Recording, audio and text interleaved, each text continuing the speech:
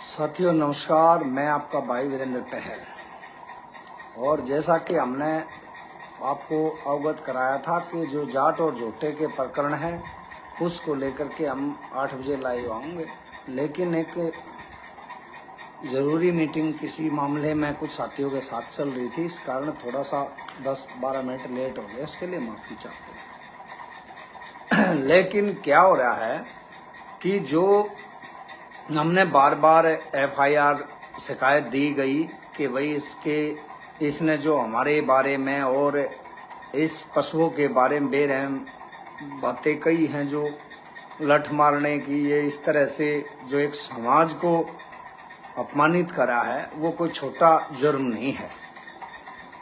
ऐसी बातें अगर झूठी बातें भी, झूठे आरोप भी हमारे पर ला दिए जाएं तो SC/ST एक्ट में बिना सुनवाई के हमारे को अंदर डाल दिया जाता है। बहुत सारे हमारे ऐसे साथी हैं जो झूठे आरोप के कारण जेल काट खाए हैं और उनको बहुत नुकसान हुआ है। उनके कोई झूठे आरोप में उनको अंदर डाला गया, लेकिन यहाँ पर सरकार गीतू तंवर जो बिजली अधिकारी है उसके ऊपर मेहरबान बनी हुई है। हालांकि कोर्ट ने जो न्यायपालिका है उसके ऊपर हमारी भरोसा है। न्यायपालिका ने निश्चित तौर पर जो हाई कोर्ट में उन्होंने जमानत याचिका डाली थी उसमें इस विषय की गंभीरता दिखाते हुए माननीय हमारे जज साहब ने कहा कि कोई छोटी बात नहीं है, इतने बड़े क्रांतिकारी शहीदों के समाज को आपने गाली दी है, लठ मारने की बात कही है, ये कोई छोटी बात नहीं है। ऐसे ही अगर कोई इतने बड़े क्रांतिकारी और शहीदों के समाज को गाली दे करके उसको जमानत मिल जाती है तो उन शहीदों के परिवार का, उस समाज का, उस सम्मानित समाज का जिसने देश की उन्नति प्रगति के लिए शीश कटाए हैं, पसीना बहाया, उसका अपमान होगा, जरूर दिखाए। लेकिन सरकार उसके विपरीत चल रही है। जो अधिकारी एक कुर्सी पर बैठ करके, एक इतने बड़े ओहदे पर बैठ करके इस तरह का बयानबाजी कर रहा है, इस तरह का जातिगत गोबर अपने मुंह से समाज के लिए निकाल रहा है, उसने विभाग में बहुत बड़ी लूट मचा रखी थी, बहुत फ्रॉड कर रखा था, बहुत भोंडा भ्रष्टाचार मचा रखा था, जिसने कई शहरों में अरबों रुपए की संपत्ति उस भ्रष्टाचार की अर्जित की गई धन से जोड़ रखी है। और उसके खिलाफ हमने उस सारी संपत्ति का ब्यौरा देते हुए सरकार से गुहार लगाई थी कि इसकी इतनी बेनामी ये जो संपत्ति है, इस संपत्ति की जांच करी जाए कि इतनी संपत्ति ये कहां से लेकर के आया है, इतना पैसा, अरबों रुपए का पैसा इसके पास कहां से आया, कैसे आया। तो उसमें सरकार पूरी तरह से इस बात को सुनने को तैयार नहीं है, कोई कार्रवाई करने को तैयार नहीं है। दूसरा, हमारे साथियों के ऊपर अगर किसी समाज के बारे में कोई बात कह देते हैं या उसके ऊपर झूठा भी आरोप लग जाता है तो SC/ST एक्ट के तहत उसको तुरंत गिरफ्तार करने के लिए दबाव बना दिया जा है।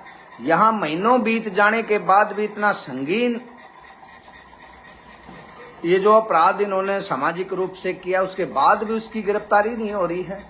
उसके बाद भी वो आदमी हमारे समाज को ठेंगा दिखाने का काम कर रहा है, खिलखिटिया काट रहा है और अब तक उसकी गिरफ्तारी नहीं हुई। तो ये कहीं ना कहीं हमारे प्रदेश की पुलिस की कहीं ना कहीं जो लापरवाही है, जो कमजोरी है, उसको भी दर्शाने का काम कर रही है कि जो निर्दोष लोग होते हैं उनके खिलाफ झूठा भी आरोप लग जाए तो रात को ही उसके घर पुलिस पहुंच जाती है और इतना दबाव बना देती है कि उसके रिश्तेदारों तक को परेशान कराया जाता है।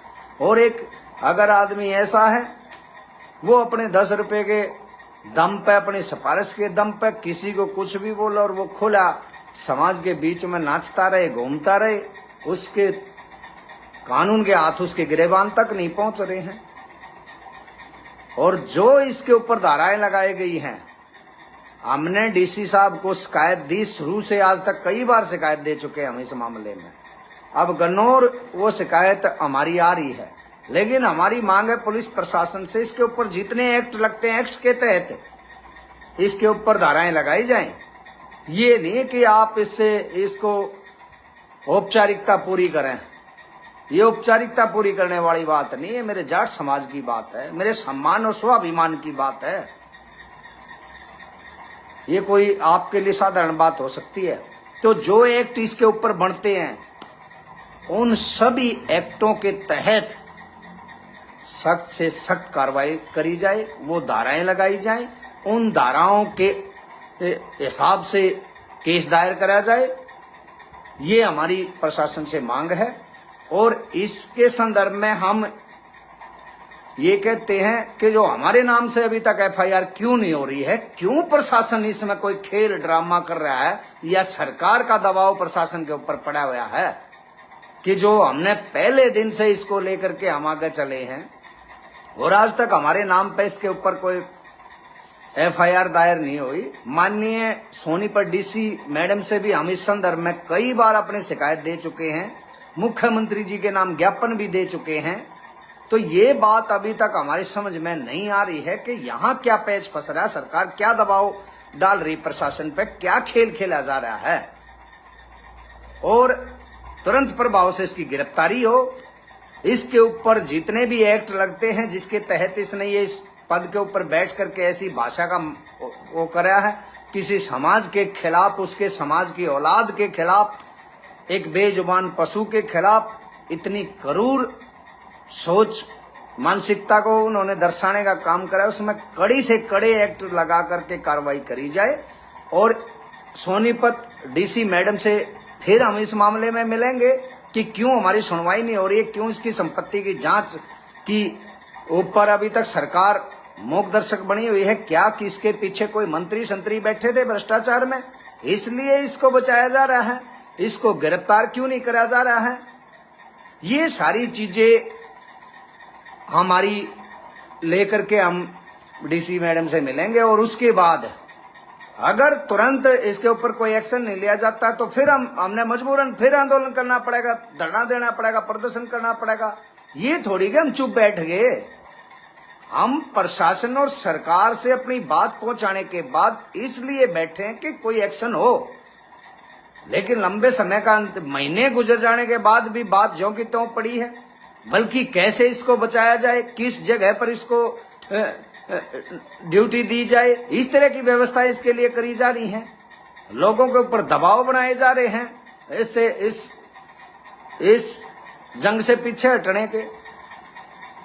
ये इस तरह की हम बिल्कुल भी इस मामले में हम आखिर तक लड़ेंगे। जितना ताकत लगाई जाएगी ताकत लगाऊंगा। अपने समाज से भी अपील करेंगे, समाज भी इस आवाज को बुलंद करने में हमारा सहयोग समर्थन करे, वीडियो को ज्यादा शेयर करें, अपने विचार भी रखें और सरकार तक पहुंचाने में इस आवाज को बुलंद करें। ये हमारी गुजारिश है। और जो हमारे वकील भाई कानूनी रूप से कोर्ट के अंदर इस लड़ाई में समाज की तरफ से नेतृत्व कर रहे हैं, उन सभी भाइयों का भी बहुत बहुत धन्यवाद हम अपने समाज की तरफ से कर रहे हैं कि जो आप लोगों ने कोर्ट के अंदर बड़ी मजबूती से जाट समाज का पक्ष रखने का काम करा है और एक जातिवादी चेहरे को बेनकाब करके जज साहब के सामने उसकी ओछी मानसिकता को रखा और जज साहब ने उसको समझते हुए उसकी जमानत को खारिज करा। अब बात पुलिस प्रशासन की, इसको गिरफ्तार करने की, सरकार को इसकी संपत्ति की जांच करने की और पुलिस को जो एक्ट इसके ऊपर बनते हैं वो एक्ट लगाने की है। अगर ऐसा नहीं हुआ तो आवश्यकता पड़ेगी तो पुलिस प्रशासन की लापरवाही ढिलाई के खिलाफ भी हम सब आवाज उठाने का काम करेंगे। पुलिस प्रशासन ये ना सोचे कि ये दो रामा जो रवैया होता है आम साधारण आदमी के खिलाफ और हमारे खिलाफ कुछ और होता है और उनके खिलाफ कुछ और होता है, कि हम इस बात को चुप होकर के बैठ जाएंगे। और हमारे जो माननीय डीजीपी साहब हैं उनसे हमारी ये अपील है इस वीडियो के माध्यम से, पुलिस प्रशासन से और हमारे सोनीपत सीपी मैडम से और डीसी मैडम से अभी हम मिलेंगे इनके ऊपर। और जो भी उसके बाद निर्णय होगा, अगर समाज की दोबारा पंचायत बुलाने की बात होगी, आंदोलन करने, धरना प्रदर्शन की, सभी साथियों को जानकारी दे करके, जोड़ करके एक बड़ा कदम उठाया जाएगा। उसकी जानकारी आप सबको दी जाएगी। आप सभी लोग अगली जानकारी तक शांति बनाए रखें। नमस्कार।